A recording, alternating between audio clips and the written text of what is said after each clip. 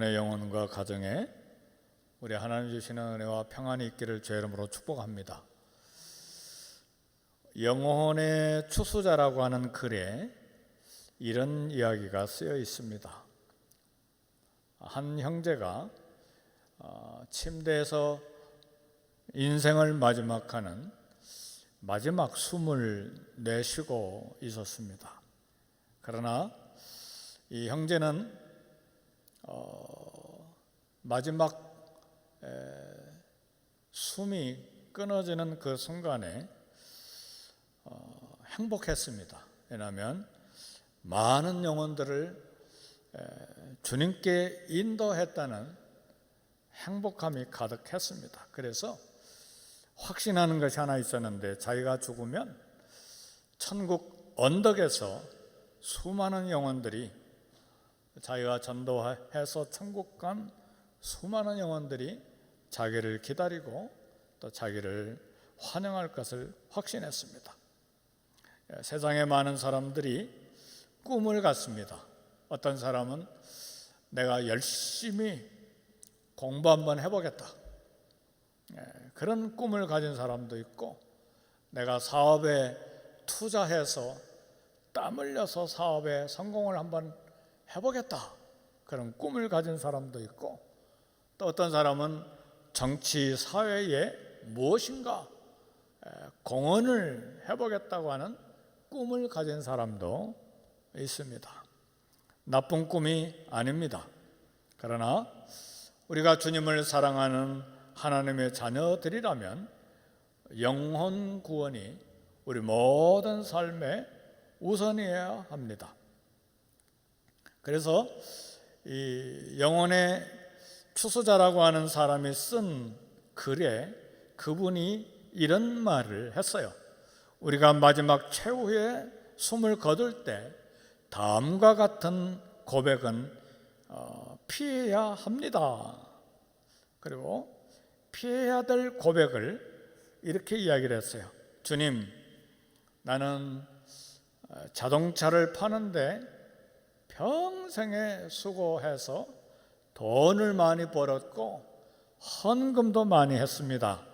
그러나 죄인들은 단 한 명도 주님께로 인도하지 못했습니다.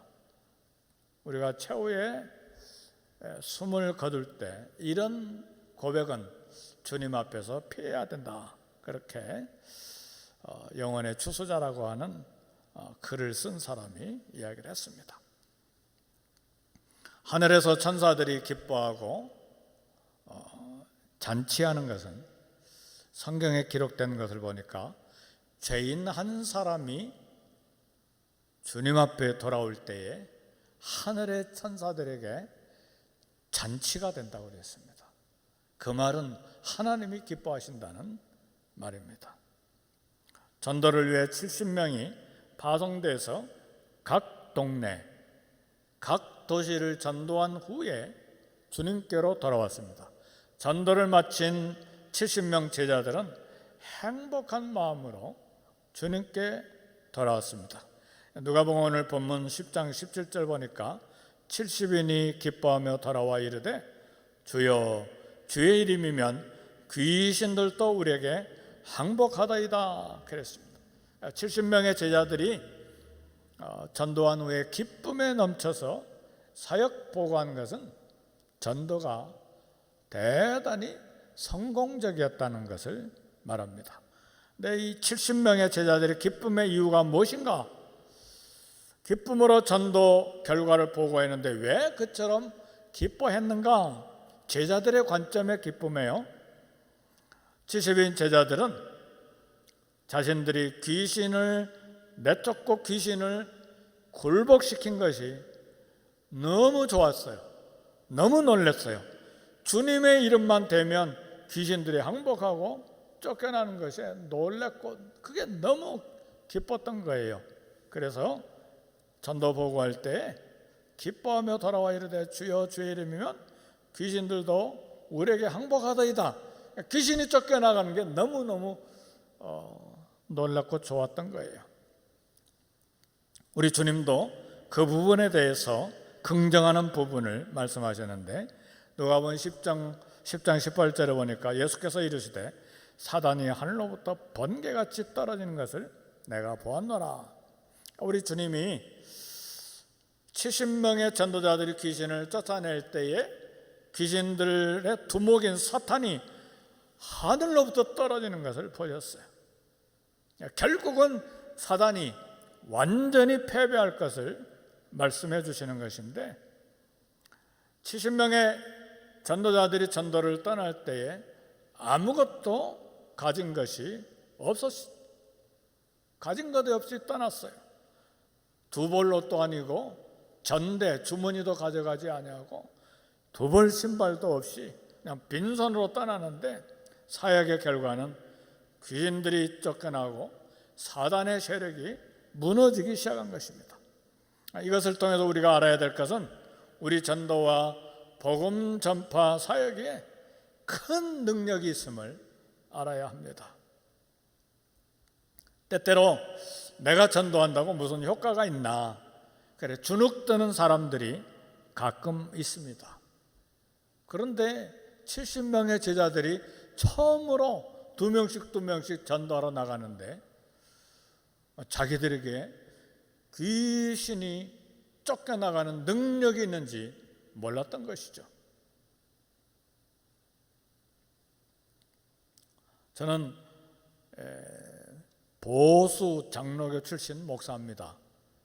그러니까 귀신 쫓아내거나 뭐 그런 능력을 행하는 그런 은사를 받았다고 생각하지 않습니다. 그런데 선교지에서 신방하고 성도님들이 신방하고 기도하는데 귀신 들린 여성이 같이 기도하는데 뻥 넘어지는 걸 봤어요. 뒤에 침대가 없더라면 큰일 날 뻔했어요. 그리고 우리 성도들과 함께, 브라질 현지인 성도들과 함께 귀신 들린 사람 가운데 놓고 찬송 부르는데 귀신이 거품을 내면서 쓰러지면서 막 견디기 힘들어하는 것을 봤어요. 저는 보수적인 장로교 출신 목사예요. 네, 그렇게 기도하고 찬양하니까 귀신들이 이렇게 쫓겨나가기도 하고 힘들어하는 것도 봤어요. 우리 주님 광야에서 기록된 말씀으로 사단의 공격을 막고 물리치셨습니다.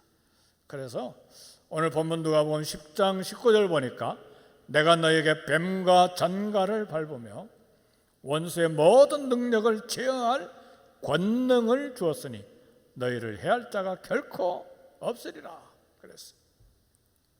이 70명의 제자들에게 말씀하시는 거예요. 뱀과 전갈은 사단의 상징인데 그들을 밟는다는 것은 사단을 이길 것을 의미하는 것입니다. 제자들의 능력이 아니라 우리 주님의 이름으로 이 모든 원수의 능력을 제어할 권능을 우리 주님이 주셨다고 했습니다. 주님은 언제 이러한 놀라운 은사와 능력을 우리에게 주실 것인가?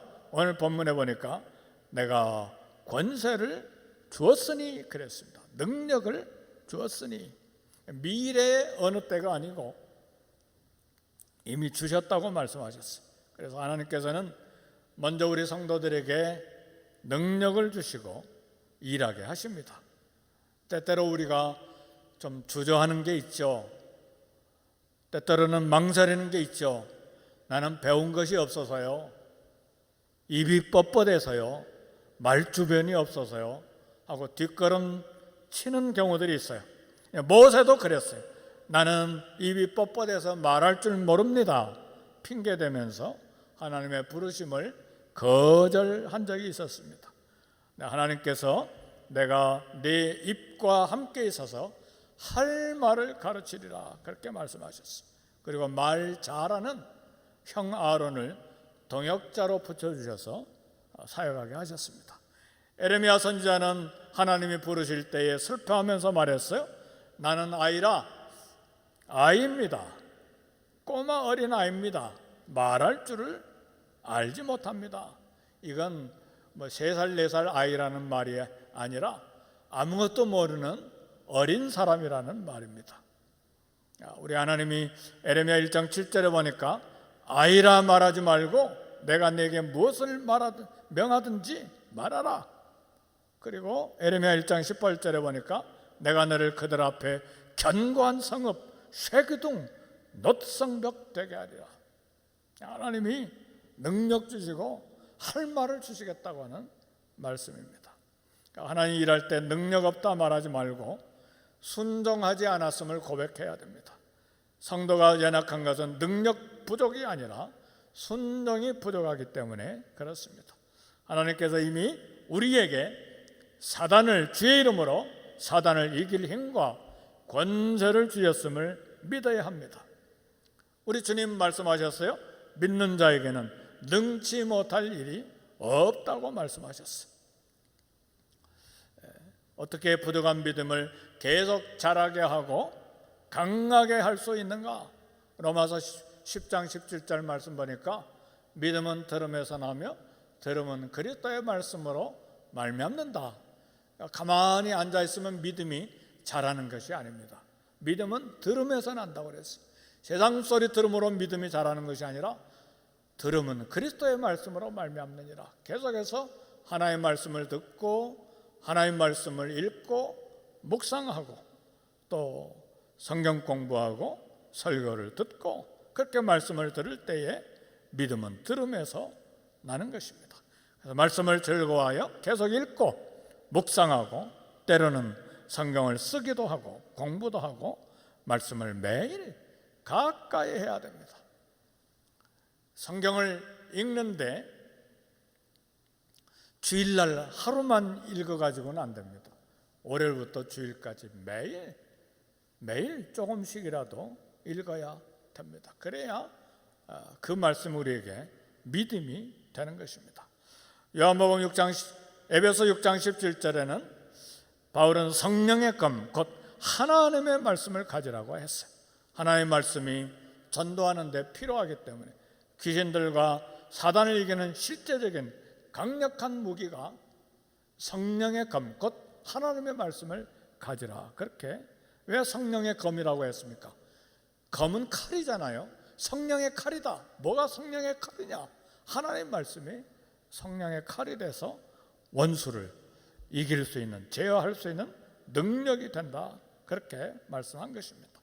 기도도 필요해요. 에베소 6장 18절에 보니까 모든 기도와 간구를 하되 항상 성령 안에서 기도하고 이를 위해 깨어 구하기를 항상 힘쓰며 여러 성도를 위해 구하라 그랬어요.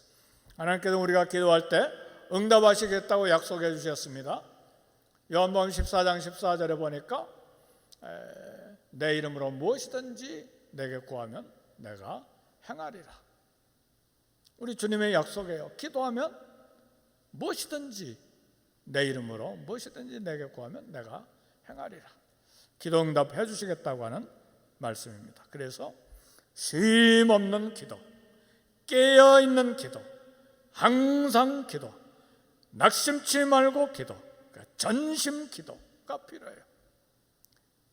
야고보 선생님이 야고보서에서 엘리야의 기도를 소개할 때에 낙심치 않고 절망치 않고 전심으로 간절히 하는 기도, 믿음의 기도, 그리고 의로운 자의 기도를 소개를 했습니다.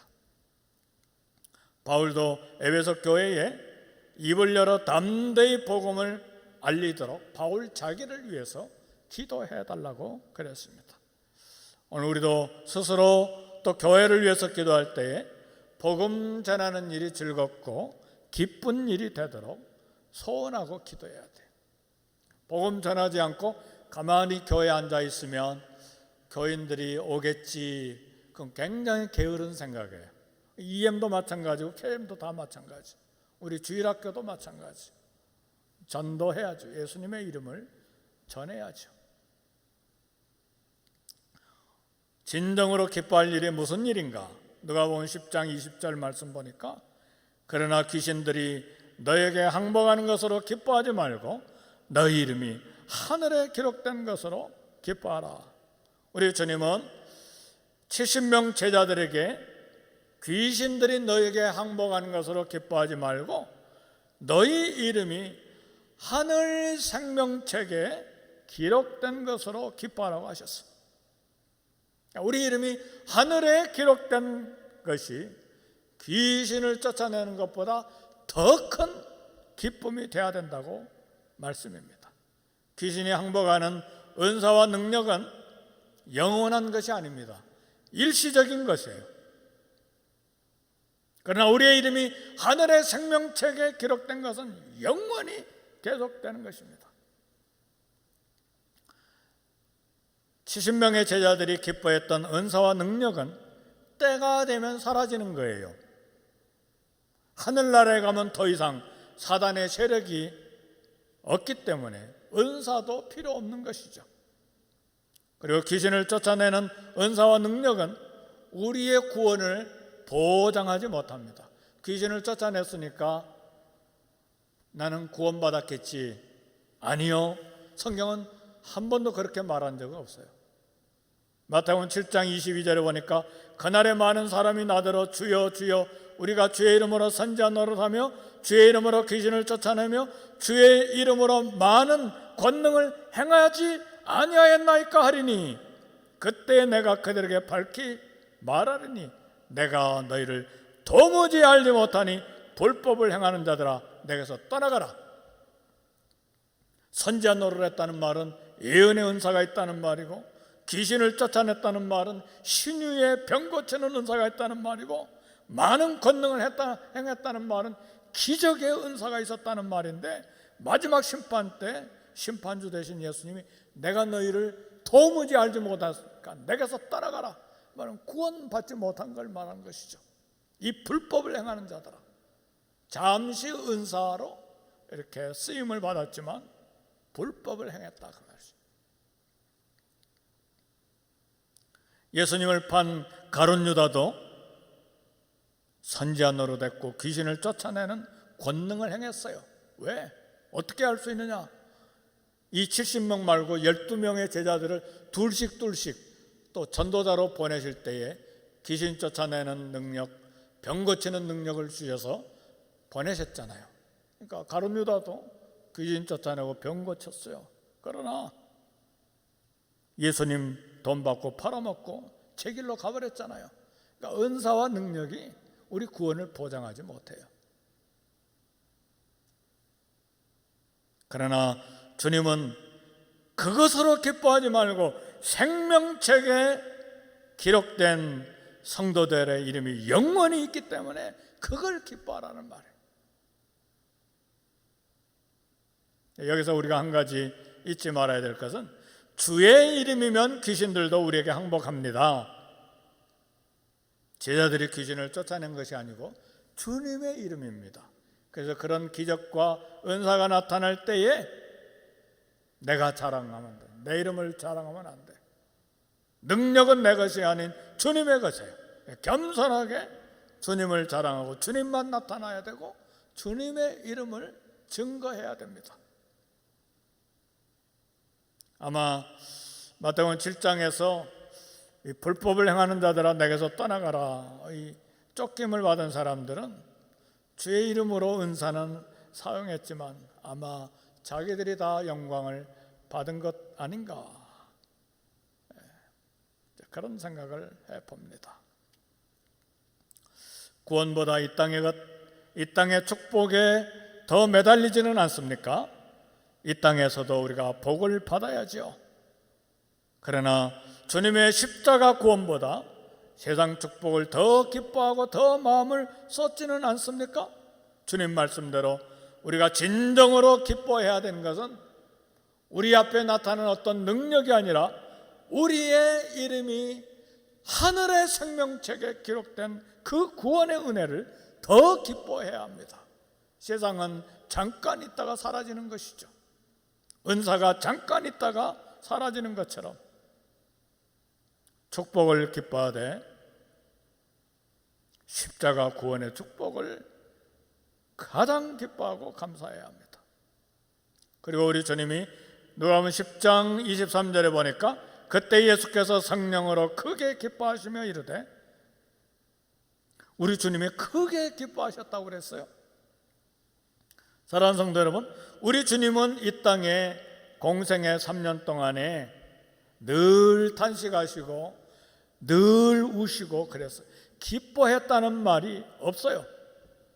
그런데 여기 보니까 큰 기쁨으로 떨리셨는데, 크게 기뻐했다는 말은 기쁨 때문에 막 전율하는 기쁨이에요.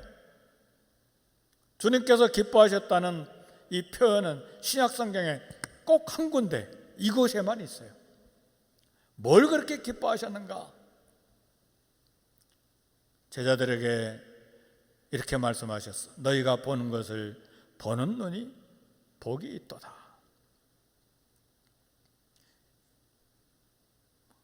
수많은 선자들과 수많은 왕들이 듣기를 원하고 보기를 원했던 그리스도, 예수님, 하나님 나라. 이사야 선지자도 다윗 왕도 예수님 오실 것을 예언하고 기대했는데 그들은 결코 예수 그리스도를 눈으로 보지 못했습니다. 아브라함과 모세도 멀리 약속만 받았을 뿐 예수 그리스도를 보지 못했습니다. 그러나 신약의 이 제자들과 오늘 우리들은 예수님을 보고 듣고 만졌습니다. 그래서 요한일서 1장 3절에 보니까 태초부터 있는 생명의 말씀에 관하여는 우리가 들은 바요, 눈으로 본 바요, 주목하고 우리 손으로 만진 바라. 그래서 사도 요한이 예수님의 말씀을 듣고 눈으로 보고 주목하고 보고 손으로 예수님을 만졌어요. 우리는 오늘 말씀으로 이것을 보고 듣고 만졌습니다. 우리 성도들은 선자들보다 왕들보다 더 놀라운 축복을 누리며 삽니다. 하늘 생명책에 우리 이름이 영원히 기록된 것을 기뻐하고 찬송해야 합니다. 이 세상 70년 80년 잠깐 얻었다가 두고 가는 것 가지고 막 크게 기뻐하는 것이 아니라 우리 주님이 도전하는 것은 너희 이름이 하늘의 생명책에 기록된 것, 그것이 복이 있다. 그것이 기뻐할 일이다. 그래서 예수님의 이름을 전해서 한 영혼이 회개하고 천국에 들어가게 될 때에 하늘의 천사들이 잔치하고 기쁨이 되는 것입니다. 사랑하는 성도 여러분, 하나님을 기쁘시게 하는 일에, 한 영혼을 주님 앞으로 돌아오게 하는 일에 전심하는 삶이 되기를 주님의 이름으로 축복합니다. 기도하겠습니다. 말씀 생각하면서 한 1, 2분간 같이 기도하십시다. 하나님 아버지, 감사합니다.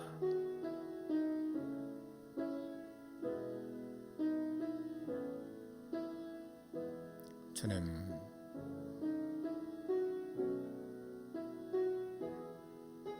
아버지,